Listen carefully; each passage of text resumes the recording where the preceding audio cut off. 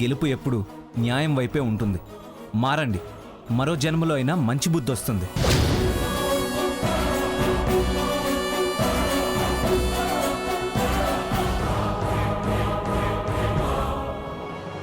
అర్థమైందిగా మా ఆత్మవిశ్వాసం ఎంత గొప్పదో.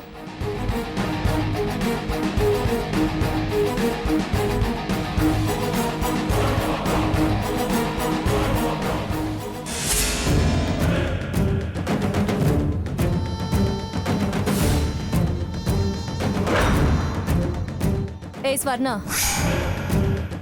ఇంకా ముసిగెందుకే?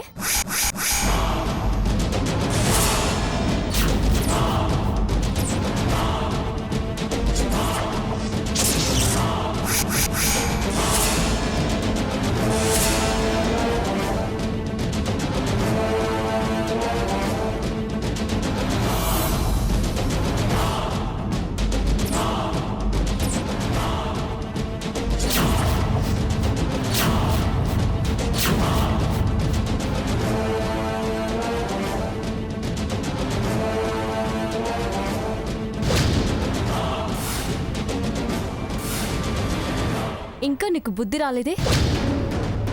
వాళ్ళ పక్క నుంచి ముందిట్రా.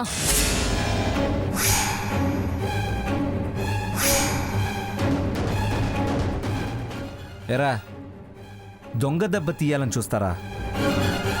దేవుడు ఏం చేశాడో చూశారుగా.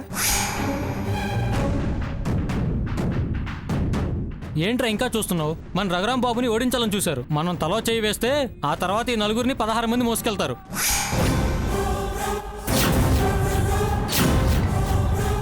వద్దొద్దు, మనకెందుకు ఆ పాపం?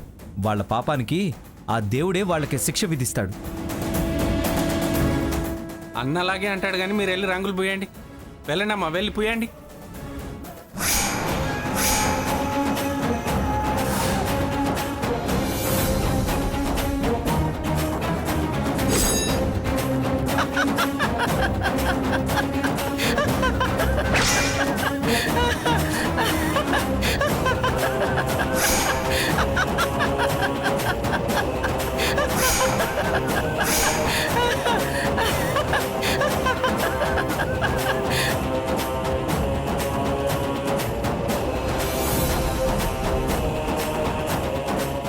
ఆంటీ, మీ ఫేస్ కి నల్ల రంగు రాశారు.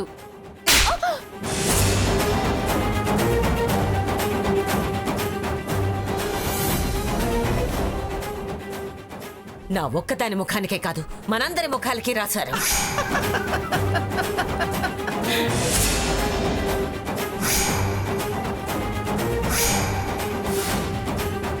రఘురాం, ఆ జ్ఞాపికల ఇవరా. పిఠాపురం లోగిళ్లలో దగదగ మెరుస్తూ నీ గెలుపుని వాళ్ళ ముఖాల్ని గుర్తు చేస్తూ ఉంటుందిరా.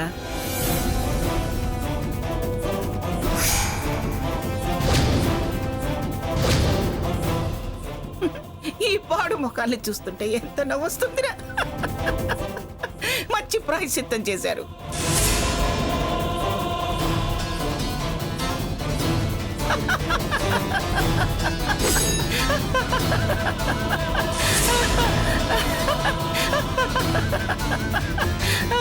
మంగా మంగా,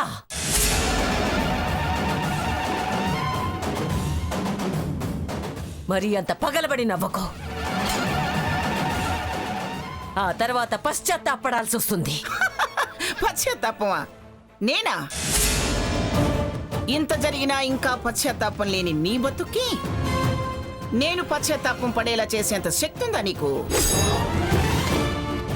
నేను తలుచుకుంటే 4 గాడిదల మీద ఎక్కించి విశాఖపట్నం 4 వీధుల్లో ఊరేగించగలను.